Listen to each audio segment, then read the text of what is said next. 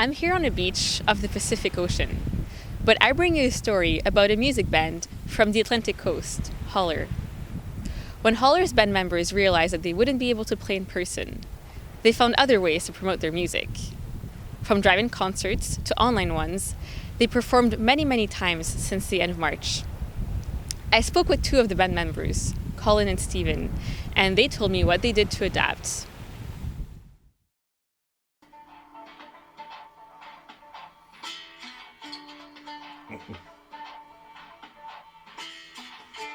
I remember this. Can you tell me what you're watching right now? This was our first video here, The Wind That Shakes the Barley.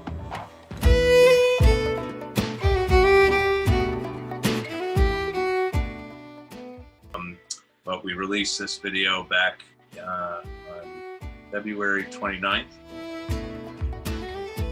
It was to promote the release of the upcoming album on May 1st.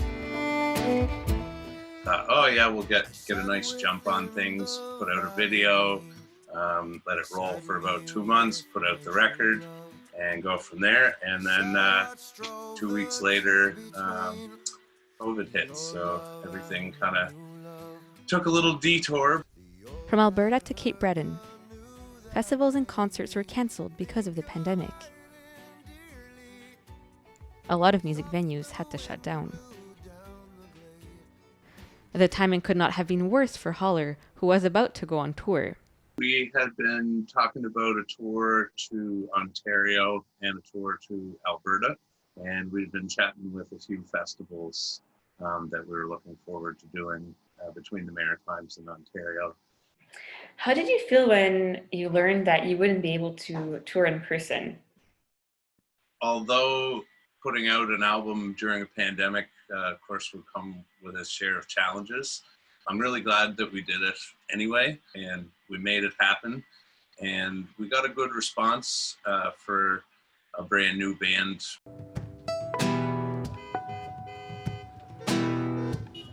Hey everybody, lovely to see you.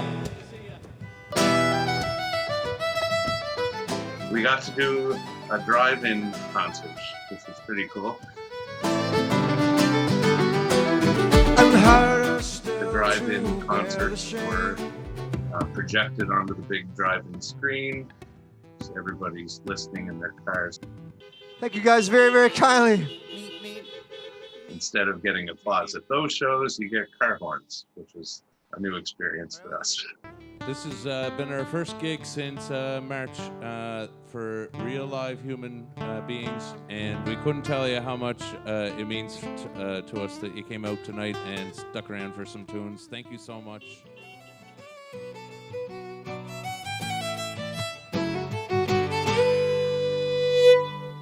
She was living in a fishing shed round Gabarus Bay on the water's edge. You could tell me a little bit more about the original idea you had for what the music video would look like. We had envisioned kind of like melange of kind of old spooky East Coast maritime, turn of the 20th century kind of lore. We had pictured like the actors kind of having like those rosy cheeks that they would have, and then boom, this whole, the COVID thing hit. We didn't want a whole bunch of time to pass before we started putting out another video. I was like, what's the second creepiest thing that you could do?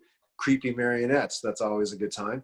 I just kind of YouTubed, how do you make easy marionettes? And I just kind of whipped them up. I didn't want them to be perfect. I wanted them to be really rough. I'm not a filmmaker, you know what I mean? So, but I've done a bit of work here and there in the film industry. So it was really fun. Whenever I've talked to other people, they want to talk about the video, which is great. It's one of those things where when you have something that you haven't had before, and it just kind of feels like it's always been there, that kind of vibe. I just kind of felt like this was always the concept. Ladies and gentlemen, boys and girls of all ages, Holler. Musicians and artists, our whole job is to be creative and adapt as quickly as possible. And the gigs themselves have adapted. I think it's going to be a long time until you're at a sweaty, shoulder-to-shoulder concert. But again, like I said, people adapt, you know. That's why we're all here. We're humans are great adapters. And I think you're really starting to see that, especially in the arts world. The arts world really took this by the helm and instantly started inventing new ways to do stuff, which is our jobs. I wouldn't say like it's been all positive for sure. There's been entire, you know, week or month stretches where I haven't really felt like creating anything new.